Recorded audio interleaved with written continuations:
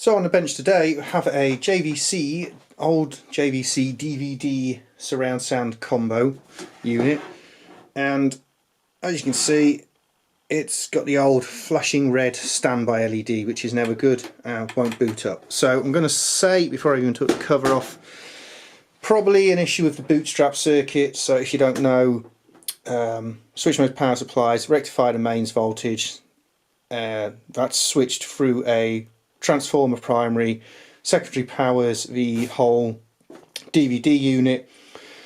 So rather than having to put in an additional power supply to actually run the control side of the switch mode supply, there will be a tertiary winding on the transformer, and that then feeds back and actually powers the driver circuitry, and then just a small bleed resistor from the mains which allows a cap to charge up and let the circuitry boot into life.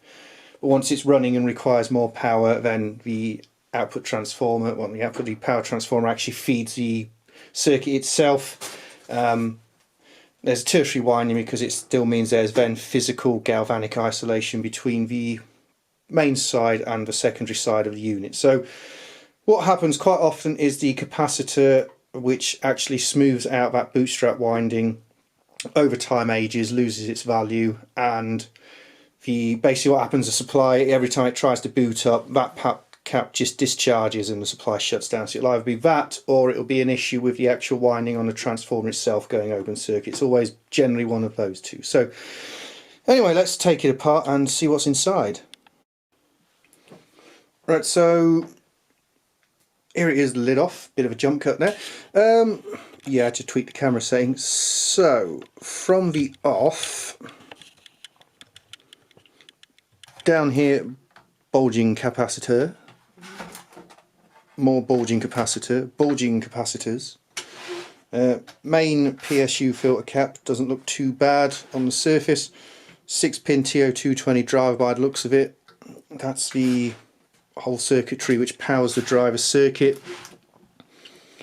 Transformer and then some voltage regulators to feed into the rest of the unit. Some crispy warm looking diodes.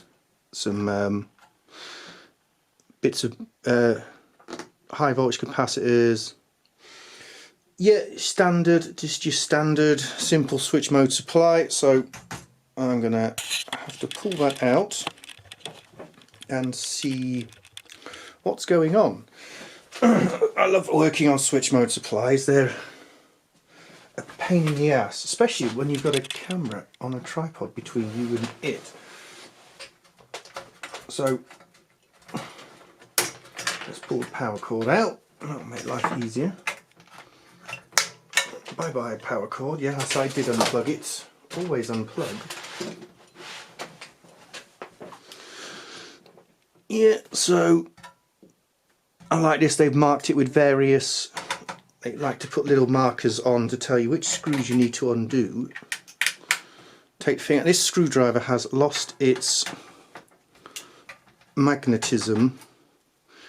So it doesn't work very well when you're trying to do stuff in tight spaces, because the screws annoyingly just get stuck, but it's alright.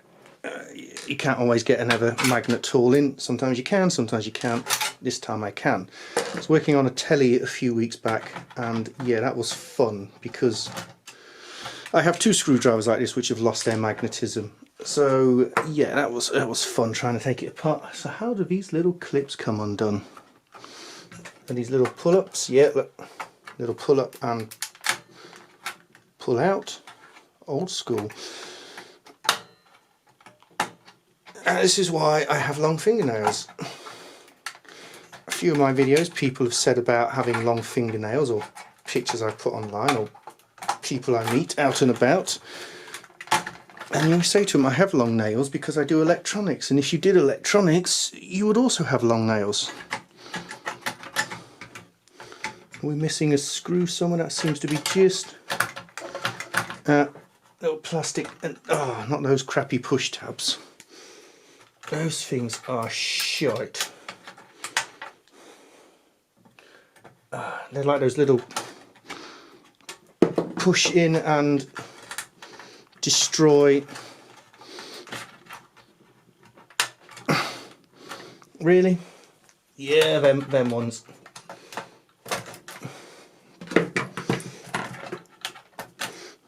Momentarily, I will get back to you. Yeah, there we go. Just needed some brute force and ignorance. Oh, yeah. More driver stuff on the bottom. You can see she's been getting quite warm on some of these pins here. I'm not touching anything yet because I've not actually ascertained I've discharged everything. A few dry solder joints as well. Let's pull that out of the way. So yeah, a better look. So you can see some of those bulging caps. Can you see the way it's domed out on the top? They should all be flat to, come on, focus you fucker. It should be flat to actually slightly domed in, and yeah, there's plenty of bulged doming caps on that, so that's certainly not going to be helping things. But yeah, the question is this a bootstrapped supply or not? There is... I'm going to have to turn off and study that in a bit more detail, because yeah, you know, I'm sure you don't want to just listen to me breathing heavily for about the next 10 minutes as I try and reverse engineer this a little bit. So interestingly enough, it turns out it wasn't discharged, that big cap, because I just shoved the first metal item I could grab across it, and yeah, you can see it's left a little arc pit in there. So on the quick examination, it would appear it doesn't seem to be a bootstrap supply. It does appear it does appear to actually run the whole driver circuitry off the mains, possibly. I say possibly because there is a small winding on here, but it could be more a feedback winding, again without pulling the data sheets for the chips and stuff and having a look, and yeah, without actually drawing out. I've not drawn it out, I just had a quick glance at it. But first thing I'm going to do before I start messing around that end, either way these caps are dead, so I am going to do a bit of cap pulling just for fun to see just how dead they are. So let's come back out. So what do we got? We got one just there. See if they need any more solder on them or not.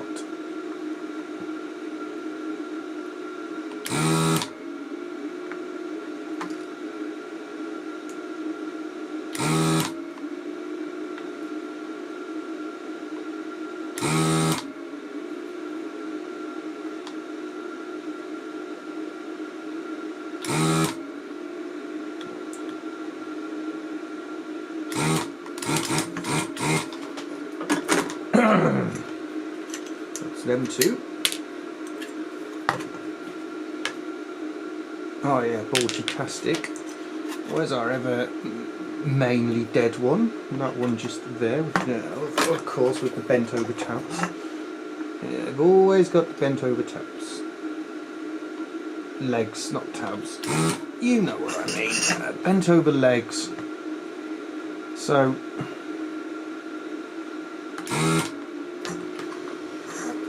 that one there, whether it will want to come out or not is oh yeah, it's just them bent legs. Alright, the solder is gone. I'm not trying to force it out. The PCB still soldered. And this one here, which is, that should be fun, that one, I think. Soon find out. I do apologise if what I'm filming is not overly in shot, but you know, I only have one pair of eyes and I'm kind of looking at the circuit board, not the camera.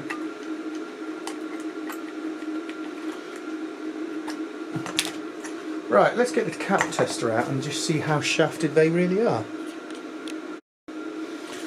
Well, that's the first one. 30 picofarads. That's all it's registering, and that should be 820 microfarads.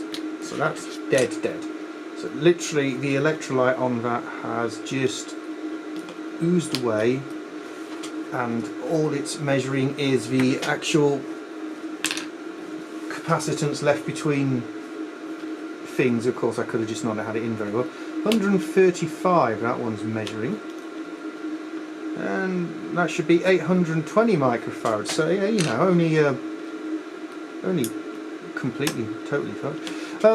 Let's just try this one again, shall we? It did seem to take a while before it actually tested, which yeah, could mean it was just throwing a bit of a pissy fit. No, this tester does not like that cap. Yeah, that is a slow test today. So yeah, knackered. So these two are in parallel. This the one that remotely worked was the only one actually left doing anything. Let's try a different one. What should this one be? 820 microfarads. That's a weird value. They must have just got like 820 microfarads cheap.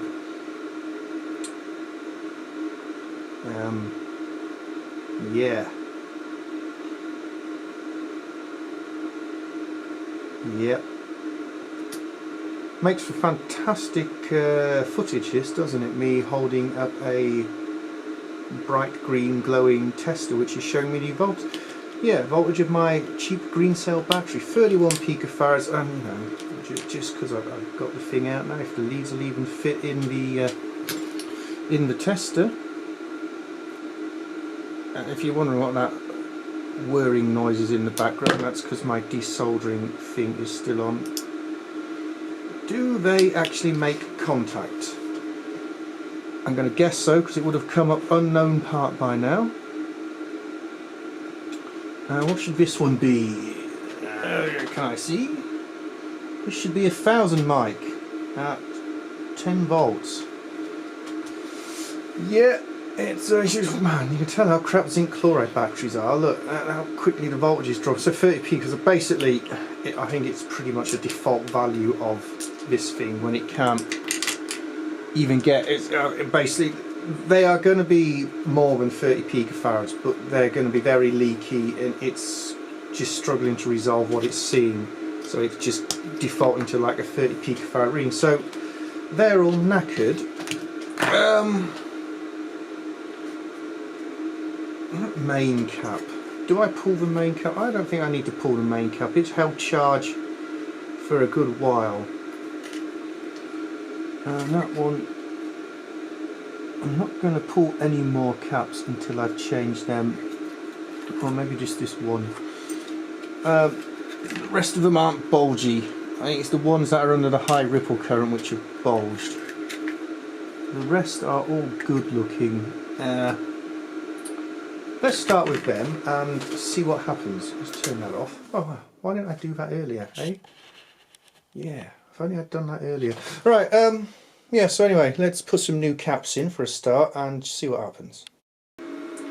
So digging through the parts stash, I have found some suitable replacements. So the 10 volt, what was it, 10 volt at 1000 mic, and the 16 volt at 820 mic are now both getting replaced with a 16 volt 1000 mic. So yeah, that's a thing. Look at that. I was just looking, I was thinking, what cap did I take from there? But I never did. It never had one in. So let's come out, shall we? Might actually get something in shot. The little dot means negative, of course. So got the old soldering iron out. Yeah, I'm trying a new video format, so yeah, instead of just like saying I'm going to do something and then it being done, kind of figured I'd at least try and film myself, you know, doing it. So soldering, and before you're having a fit go, my god Liam, that capacitor's miles off that circuit board. Yes, I know. I'm just tacking it in with one leg, then pushing it in, and then doing the other leg. And again, everything I'm doing right now has a camera between me and it. Where did I put my solder pan? Over there somewhere. So that's one in. Right way round, I hope. Yep, and let's get the next one in, which goes here.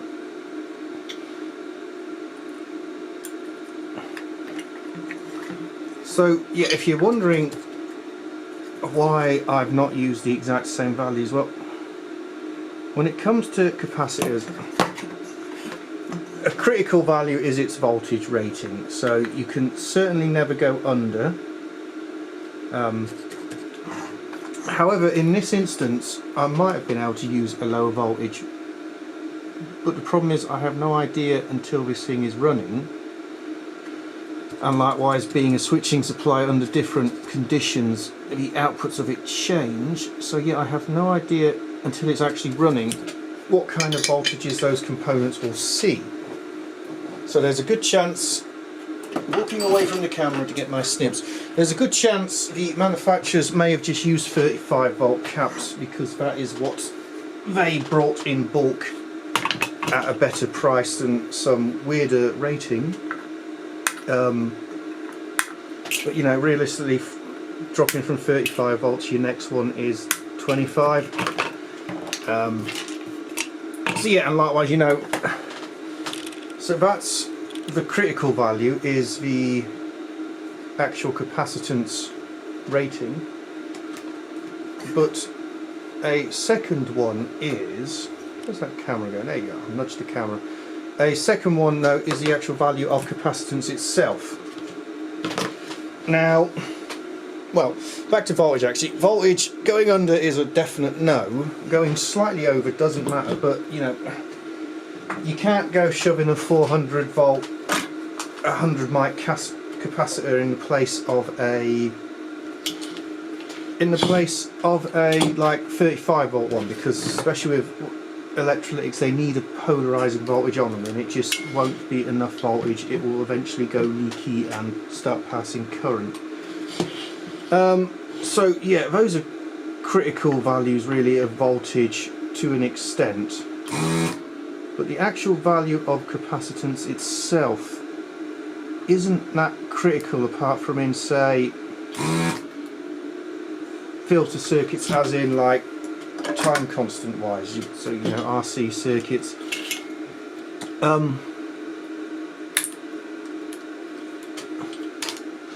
So yeah, and again, going slightly under or slightly over, if you're going to go one way, it's generally better to go slightly over, but again, there is a upper limit on that, because you know, you don't want to go shoving 10,000 microfarads of capacitance where there was only 1,000 before.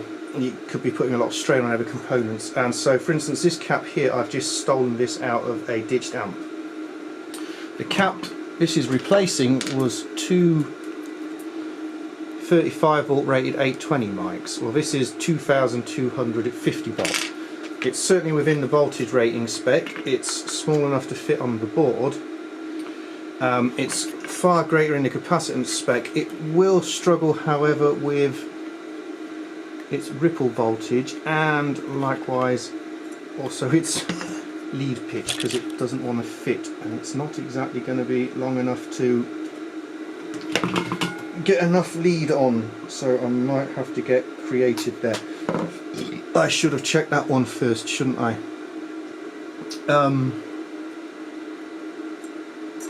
But same applies, so it's going to be under greater ripple stress if I can actually use it, but it's probably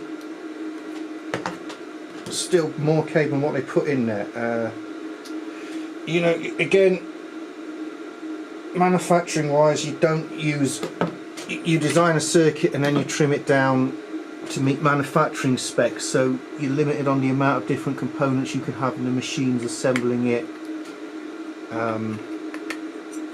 and like you're limited on component values. You know, if you're buying a bulk load of one value, you're going to save money. So I'm going to try and nick a different capacitor off this board with a smaller pitch. There is actually a couple of 1000 mic 35 volts on here. I'm just going to require a bit of disassembly. So yeah, like I was saying, you're manufacturing wise, it's not the same as doing it at home where you just use whatever you feel is going to be best at. You're meeting into, it's a whole different game where the components you're using you're generally going to buy in bulk, so there's compromises are made, and likewise even if you're buying in bulk, someone might point out if you go a slightly different value you make a 10% saving. So you're going to go with that instead. I'm going to say this thing's probably far exceeded its intended lifespan by a long way by this point anyway. Nice bit of silicone grease over everything, that's always a happy day. So yeah, there's some 1000 mic 35 volts on here. Yeah, and if you know, just to prove how non-overly critical capacitor values really are, just bear in mind that this circuit, and like many others I've fixed where the caps have gone knackered, was functioning way out of spec for some time before it got to the point of failing.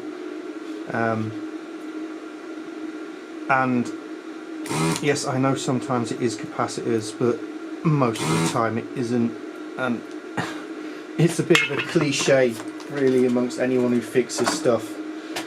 You always see the armchair engineers or repair techs on the forums declaring changing the caps will solve everything, or you see people on Facebook groups, they've just brought some vintage old receiver and their post is, oh, I'm going to change the caps on this next week, and they have no idea why, or they see like the glue on the oozing out the caps and someone will be like, oh yeah, no, they're knackered, they need changing. So yeah, changing caps isn't a panacea by any means, but sometimes, just sometimes, it is actually the thing that's needed to be done. Look at that, perfection. So yeah, I'm just going to put them in there. They're a slightly different value, but that'll just be our little secret. Don't you go telling anyone about that. So yeah, Liam Waffle. So this one's going to be fun. This is going to be a how not to solder for a second, just to get a blob of solder on there. Nice bit of solder flux there. Solder flux, solder blob throw. So yeah, in this instance, I've gone with completely the wrong value of cap, but hell to it, it's going to work. And bearing in mind, within the next 12 months, this thing is probably either going to end up in a landfill, or possibly, I don't know, it's the kind of thing you give to your mum and dad, isn't it? Oh, I've got a free DVD player for your dad. Yeah, put in a cupboard, forget about, and it just dies in the cupboard, or you know, give it away to someone on a Facebook group.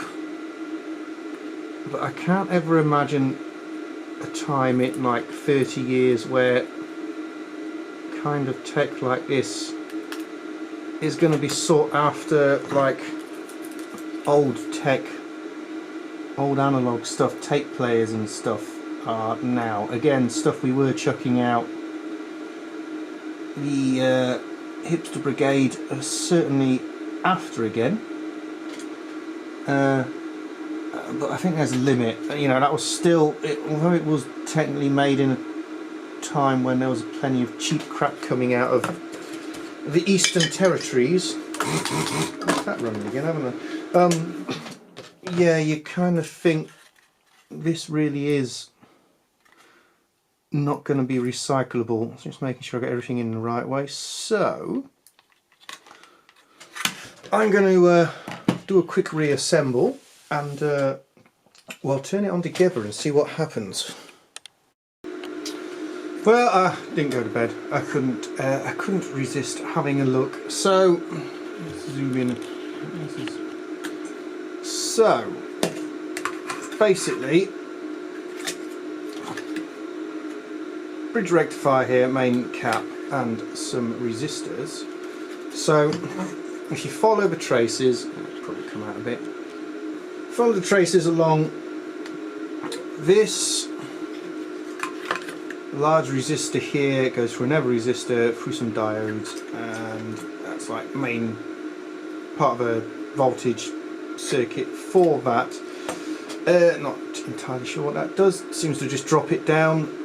But anyway, by the by, there is this track running off the AC line.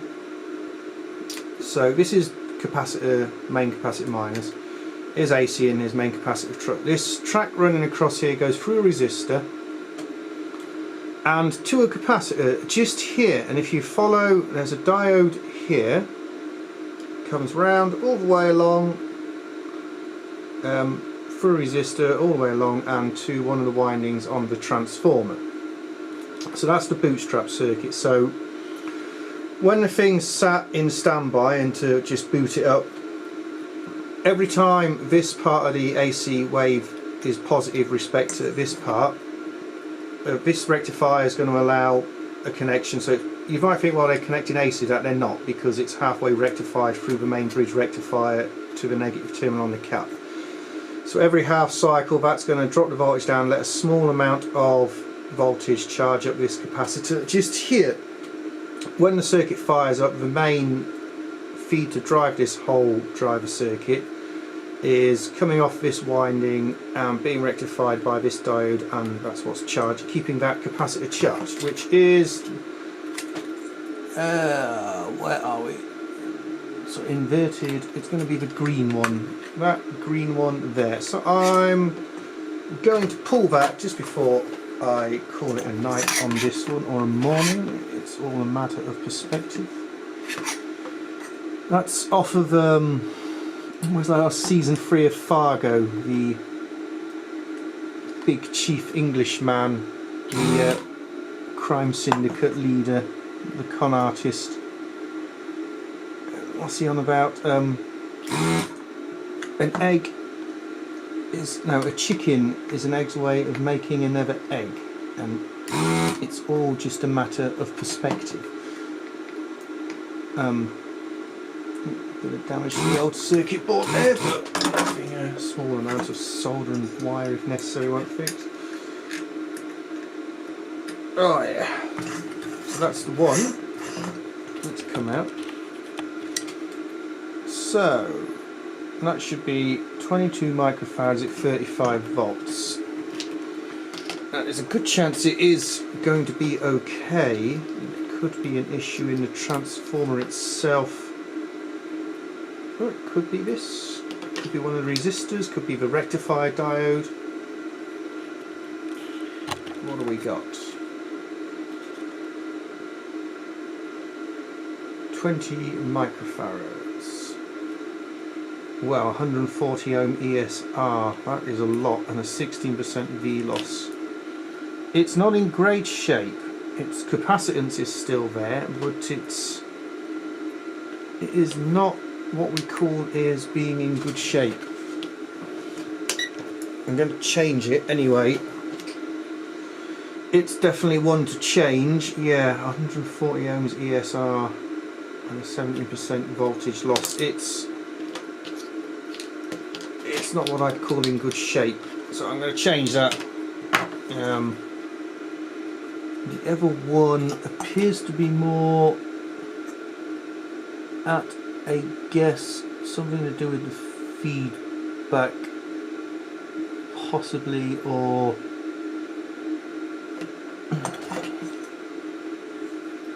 yeah, who can say? That's 1 microfarad at 50 volts. Yeah, it seems to directly come across to one pin and then through a shunt to the transformer. Probably something, just some smoothing on the feedback line maybe, who can say?